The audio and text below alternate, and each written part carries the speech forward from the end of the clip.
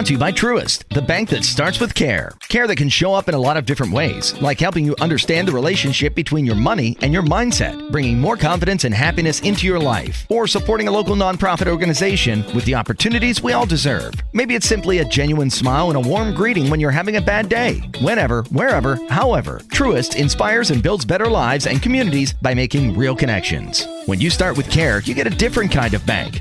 Truist Bank, member FDIC.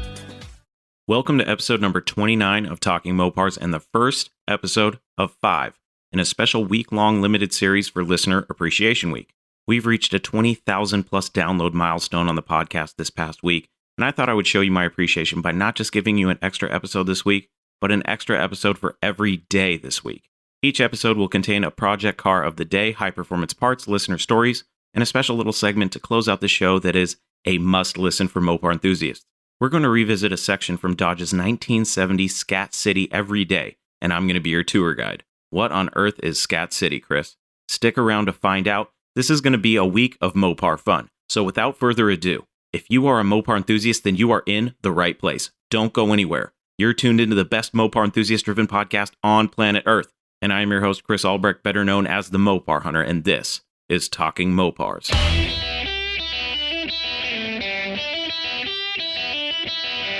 You're listening to Talking Mopars with the Mopar Hunter, your direct connection to all things Mopar.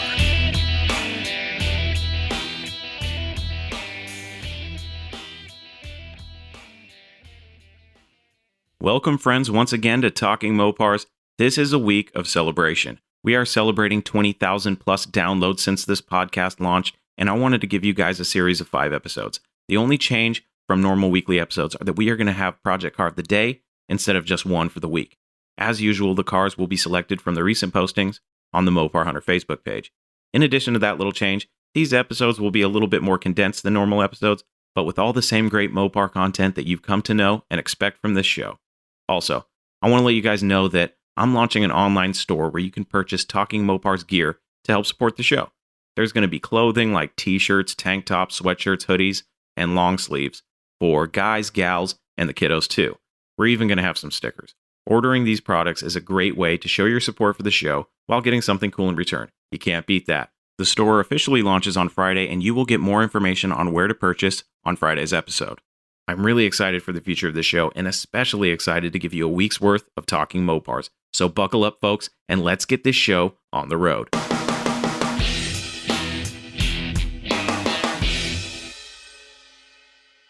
You know, it's really funny. I was just getting into Project Car of the Day, and my phone went off. I got an email alert from a listener who submitted a story, which is great news. So shout out to Cody. Thanks for sending in your story. I will get to it later this week. But for right now, let's get into Project Car of the Day. Today's Project Car of the Day is a Little Red Express. So it's actually a truck. And it was posted on the Mopar Hunter Facebook page on Saturday, May 23rd at 7:47 a.m. Let's read the ad. Mopar Dodge, 1978 Little Red Express, $9,500, North Jersey. 1978 Little Red Express, one of 2,118. Hasn't been driven since 2000, runs good, decent interior and body, has 25,732 original miles. Needs some work to be roadworthy again, has many NOS parts collected over the years, looking for 9,500 or best offer. I will send pics to Sirius only. Title status is clean. All right, folks, what we have here is a Little Red Express, and it apparently has really low miles. If this is an original 25,000 mile truck, that's amazing. And the condition, from what I see, it appears to be in reasonable condition. I would call it survivor quality. If we're considering a survivor, basically a vehicle that has withstood the test of time and hasn't completely rotted into the ground and maintains most of its originality. The logos on the door starting to fade. The wood paneling on the bed is definitely faded and definitely showing its age. Got some old slotted mags on it. Has a nice stance. And the interior looks really clean. Got the buddy buckets and the tough wheel. No radio, that's okay. It looks like it has a sunroof in it, which, you know, in my opinion, I don't mind a sunroof in a truck, but there is the chance of it leaking, which is never a good thing. You know, as far as originality goes, some people just don't want a sunroof. I wouldn't mind it. I would prefer it without a sunroof, but that's okay. The seat looks to be in really good condition. It may have been recovered at one time because it does not look like original seat material, but that's okay too. The bed floor looks like it's definitely seen better days. It's showing its age, but it's not completely gone or rotted like a lot of these are when you find them in fields and whatnot. This truck is actually in really good condition. Even under the hood, it still retains the factory air cleaner lid and even the chrome valve covers, so that's cool. It does have some headers on it, but no harm, no foul. The truck's in really good condition. Even the grill doesn't look too hammered. And with these things, with these tin grills, man, they get hammered all the time. So it's not uncommon to find one of these 72 to 80 Dodge trucks that we call tin grills and see the grill in great shape. They're usually a little worse for wear, but this truck is really in decent condition. And for $9,500 or best offer, in my opinion, it's a great deal, especially for this truck that seems to be mostly original. I mean, the paint, it doesn't look like it's ever been repainted. It still has some of the factory pinstriping on it. It's really, solid. You look at a lot of these 72 to 80 trucks and they're plagued with rust. I don't see that too much on this truck unless there's some, hidden things. But also, you really won't know until you actually get out there, obviously, because these are pictures on the internet. And we all know that you can't trust 100% pictures that you see online. You have to go see these cars in person in order to get a better idea of the real condition. But like I said, it looks good. It looks to be original paint. And like I said, the door logos are starting to fade out. And, that's cool patina to me. So you combine that look with old school mag wheels and you have a really cool little cruiser truck. Something that you won't have to worry about, parking in questionable sections of the parking lot. You know what I mean? If you have a 1970 Superbird that's fully restored, a 6-figure car, you're not going to park it in the front of a grocery store or something. And chances are you're probably not taking your 70 Superbird to go grocery shopping, but you never know. But this truck you can take anywhere, and it runs good according to the ad, but it needs a little bit of work to be roadworthy again, which isn't that big of a deal. The guy also says he has a lot of NOS parts. Now, for those of you that are, newer to the game, NOS means not nitrous oxide systems, and don't say NOS. When you see ads for, classic cars and you see NOS, that's new old stock. That means these are all old parts that were still sitting on dealer shelves that were never sold to the public, and they're still in the original packaging. So he's got a lot of NOS parts, and he actually lists them off. So here's his parts list. He's got an extra air cleaner decal, 2 armrests, baffles for the radiator, brake light lens, cargo light switch, a dash bezel, dash trim, an amp gauge, door and glove box locks with keys, door handles, door panel clips, door panels, an emergency brake, front side markers, fuel gauges, fuse box cover, headlight rings, heater controls, intake and Holley carb, light lenses, rocker panels, nameplates, mirror brackets, oil pressure gauge, plate light, power steering hoses, power steering pump, radiator water tank, radio, rugs, running boards, slotted wheels with tires, stacks, starter relay, service manual, sun visor clips, wheel center caps, windshield trim, wiper arms, wiper motor, and wood door trim. He's got, I don't even think I listed it all. He's got a bunch of extra stuff. Now, hopefully this is the parts list for everything that he actually has that's NOS. Because if that's the case, he's got a lot of parts here for $9,500 or best offer, and the thing runs. So, and it's not a rot box. This thing is a great deal at $9,500. If you could get this thing for $7 or $8 grand or less, my God, what a deal. I wouldn't be surprised if I saw this truck posted for, 15 to 20,000. And I know some people are going, oh, you're crazy. 20,000 for a Little Red Express? Yeah. Finding one in original survivor condition, and I use the term survivor in this case loosely, but we're going to go ahead and call this a survivor. All right. Because to me, it looks mostly original, with the exception of, day 2 wheels. So I'm going to go ahead and call this a survivor. And whether or not that's actually the case, even for $9,500, if this was a survivor for $9,500 that was completely original, man, steal. That's my opinion, and I'm sticking to it. That was Project Car of the Day. No Mopar left behind.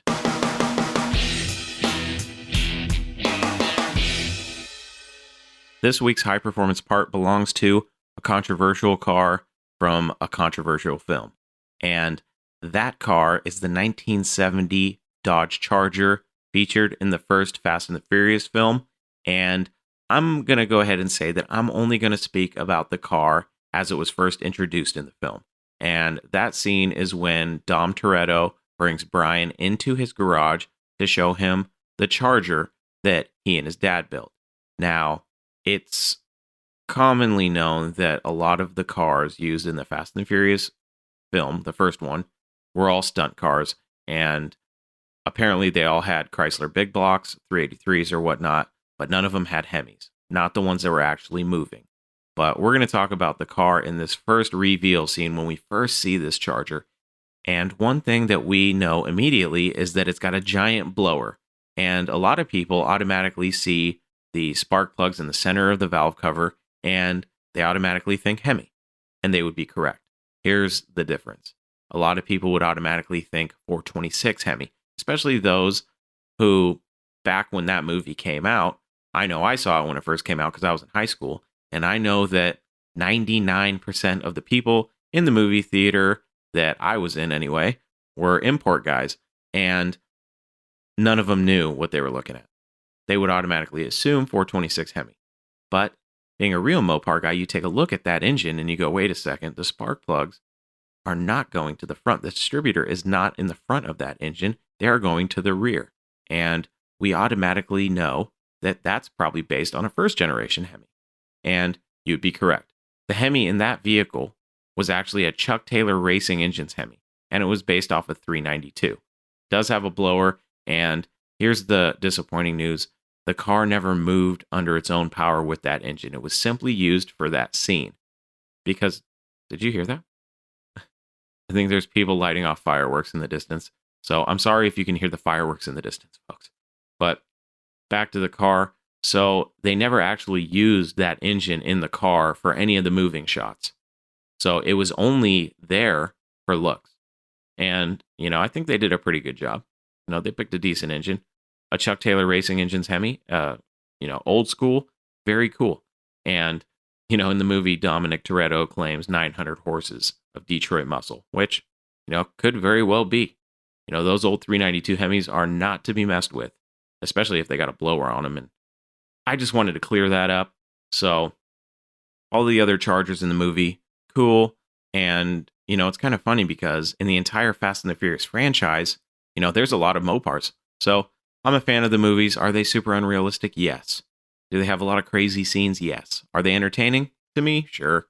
They're not as entertaining to me as like a 2-lane blacktop or something like that, but they're entertaining nonetheless. I'm a car guy. So if there are cool cars in a movie, I'm down to watch it, and being a fan of Mopars, when I see any Mopar in a movie, I'm excited. And if you just look at all the Fast and the Furious films, there's a lot of Mopars in them. So I'm a fan, and I'll admit that. Is it my favorite movie ever? No. Would I have done different things with some of the cars? Yes.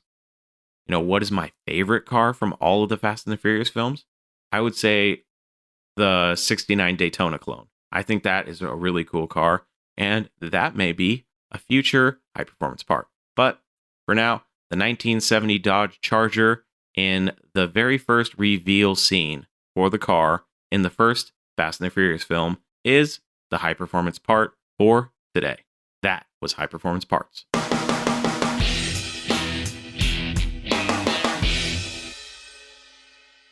Today's listener story is from Stefan, and he's from Iceland. And here is Stefan's story, a young Icelandic man's Mopar story. Living in Iceland means that old cars rot away and most people need reliable cars for the 4 seasons we get here. When I got my license in 2007, I got a cheap Toyota Beater, but I always loved old cars, especially Mopars. But the few Mopars that were left on the island were either not for sale, expensive, or too far gone. For the next few years, I juggled Mustangs, Mercedes, and some lesser cool cars. Then in 2013, I saw a discussion on Facebook where some locals were talking about darts, and one guy posted a picture of a really bad 69 Dart GT, but it was mostly there. I contacted the guy who posted the picture, and turns out that he had the car and had taken it to a friend's junkyard 27 years ago with the intention of using it to clone a 68 Hemi Dart one day. After talking to the guy a few times, I convinced him to sell it. 2 days before Christmas 2013, I drove to the junkyard and picked it up. Front frame rails, transmission cross member, and most of the floor was pretty much gone. And with the little money I had, I went to work doing all the work myself and ended up restoring the car in 2 years. At this point, I had gotten to know some of the older Mopar guys, and that gave me a fighting chance to get other cars. So in 2018, I wanted a B-body. I found a 67 Coronet in pieces and rough shape that had really cool history in Iceland as a street racer, and even found pictures of it at the very first drag racing event held at the local track in 1978. The Coronet had taken part in sand drag racing and was well known back in the day as the White Coronet. As of today, the Coronet is on a rotisserie and rust repair is almost over. I can't wait to drive it. I have a 383 and 727 for it, but I really want to either go with a Gen 3 Hemi or stroke the 383, but first I just want the car on its wheels and painted. I really want to add a 68 to 69 Charger to my collection one day and a cool 4x4 tin grill, but I can't fit more Mopars in my shop currently, so I just have to look forward to those others. Anyway, that is just a little story from Iceland. Hope you enjoy it. Regards, Stefan. Hey, Stefan, thanks for sending in your story. Sorry it took me so long to get to it. I know a lot of you out there are going, hey, when are you going to get to my story? I sent it in months ago. And here's the thing, I'm an idiot. I accidentally mixed together my shared and unshared stories, and now I'm going through the pile trying to figure out which ones I've shared and which ones I haven't. So I may accidentally slip in one that I've already shared just because I don't remember. You know, there's been so many Mopar stories that have been shared on the show that it's hard for me to keep track, but I'm trying to go through the stories, and a lot of them I remember sharing, so I'm putting those in their own pile. And it's a nightmare right now, folks. So if you haven't heard your story yet, don't worry. I'm getting to it, I promise. And if for some reason after this week you still haven't heard your story and you sent it in months ago, email me, chris@talkingmopars.com, and let me know. And maybe you'll have to resend it, or maybe you want to put it on a voicemail this time. Who knows? But whatever the case, I have every intention of sharing every story sent to me. So if I've missed it for whatever reason, please get a hold of me and let me know. Okay? Now, Stefan, first of all, it's crazy to me that you're listening to the show from Iceland. I still have a hard time wrapping my head around the fact that this show is worldwide and that there are people all over the world, all over this earth, that listen to this show. That really humbles me. And, you know, it's crazy to hear about this Mopar hobby and how far it reaches beyond the United States and Canada. And, you know, it's crazy. And I think it's absolutely awesome. And Stefan, I think it's really cool that you got a dart that has been stored in a junkyard for 27 years and you restored it. That is awesome. I see some of the pictures that you sent me and the car looks amazing. You do great work from what I can see in the pictures. It looks like you did a phenomenal job, and the Coronet sounds like a cool car too. So it sounds like you've got a nice little collection of Mopars, and I hope that someday you get your 68 or 69 Charger and your 4x4 tin grill. Keep me posted on your projects, and thank you once again for sending in your story. That was Stefan's story. If you want to hear your story on this show, email me, chris@talkingmopars.com, or if you really want to hear your story on the show, you can leave me a voice message with your story if you call 209-28-MOPAR. Remember, if your message goes over 3 minutes, then you have to call back and finish your story as many times as you need to. I find it a lot funner to hear your stories rather than to read them myself. So if you can, call me up, leave me a voice message, and I will share that on the show. So you'll be able to hear yourself on Talking Mopars. That's fun, and it's way cooler for me to hear someone else's voice other than my own. So keep that in mind and keep sending in your stories. That was Listener Stories.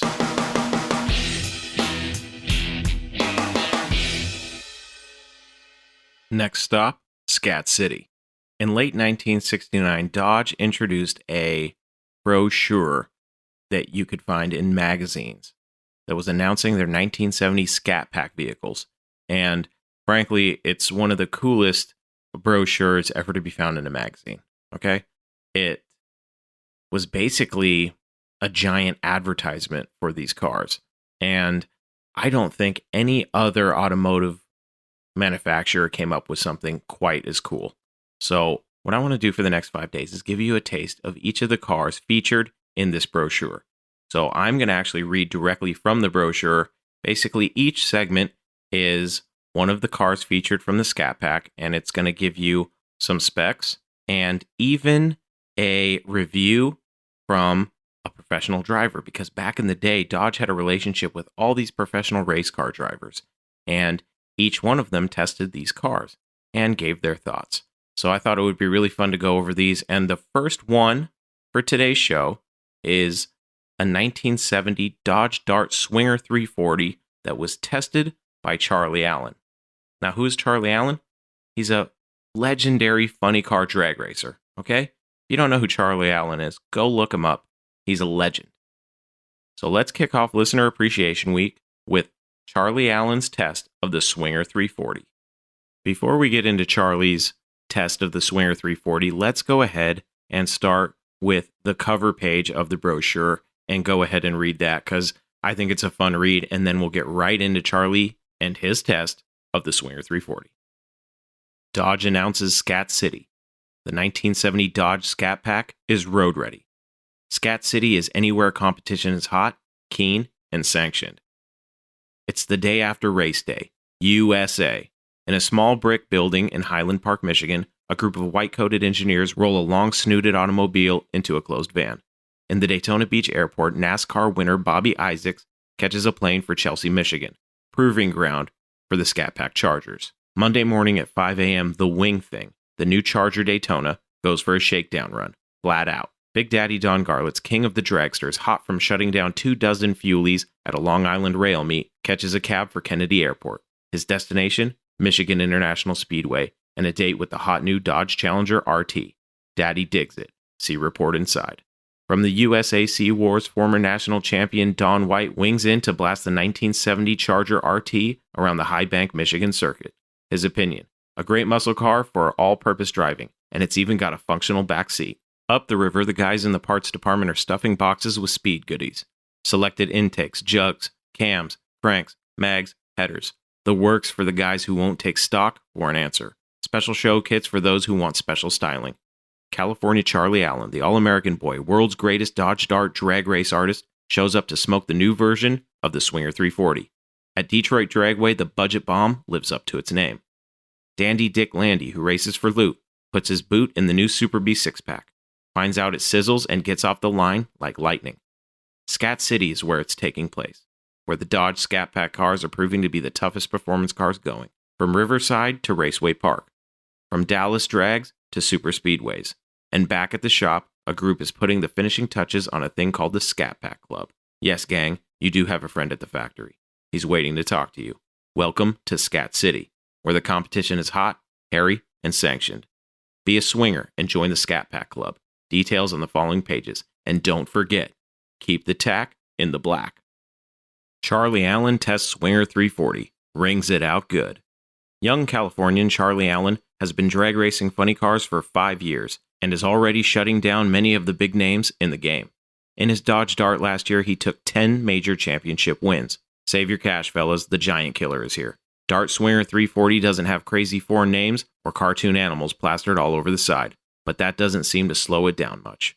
What it has got is a high-revving 340 cubic inch V8 that nears the 6,000 RPM mark, and that's in stock form. The standard job comes with the new Mopar full synchro 3-speed floor-mounted gearbox. What you get for your dough is a sleek, stiff suspended mini bomb that can show a lot of the high rollers the short way home, provided you do it at a sanctioned meet. The one I tested was equipped with an optional Hurst 4-speed shifter, same kind I used in national championship drag racing. This transmission is almost crash-proof. I clocked some mighty fine ETs with the stock Swinger 340. In the show department, you can order buckets, hood pins, and lots of show goodies. My opinion of the Swinger 340, if you want to put your dough into go instead of moldings, you'll like it. I do. That was Charlie Allen's test of the Swinger 340 and what he thought of it. The Swinger 340 was equipped with a 340 cubic inch V8 that produced 275 horsepower at 5,000 RPM and 340 pound-feet of torque at 3,200 RPM. You know, if I want to hear about how amazing a car performs, I want to hear it from somebody who knows how to put the car through the paces. You know what I mean? So back in 1969, who are you going to get to do that? You're going to get professional race car drivers to come test these vehicles and give us their real-world opinions. So that's really cool. I think Charlie did a great job in describing the Swinger 340. Tune in tomorrow when we get behind the seat of the 1970 Super B six-pack with Dandy Dick Landy. That was our first day exploring Scat City. Tune in again tomorrow.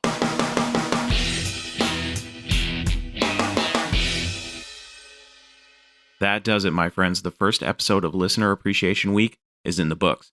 Thanks for joining me on this first of 5 episodes for the week, and thank you all for listening to the show.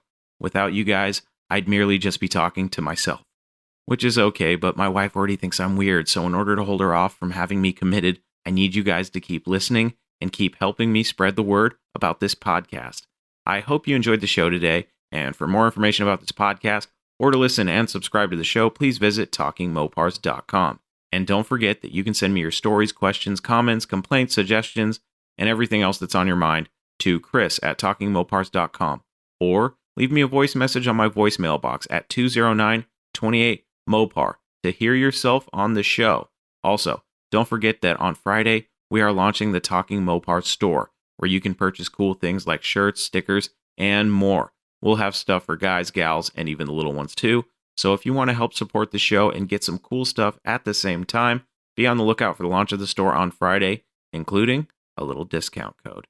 That's it, folks. Until we talk again, I am your host, Chris Albrecht, and that was Talking Mopars.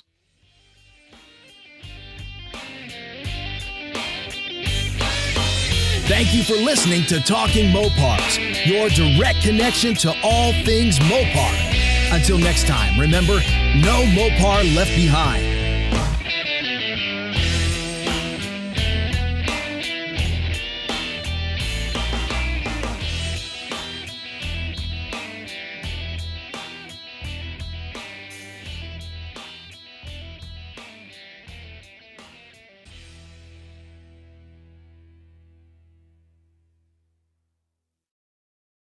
Brought to you by Truist, the bank that starts with care. Care that can show up in a lot of different ways, like helping you understand the relationship between your money and your mindset, bringing more confidence and happiness into your life, or supporting a local nonprofit organization with the opportunities we all deserve. Maybe it's simply a genuine smile and a warm greeting when you're having a bad day. Whenever, wherever, however, Truist inspires and builds better lives and communities by making real connections. When you start with care, you get a different kind of bank. Truist Bank, member FDIC.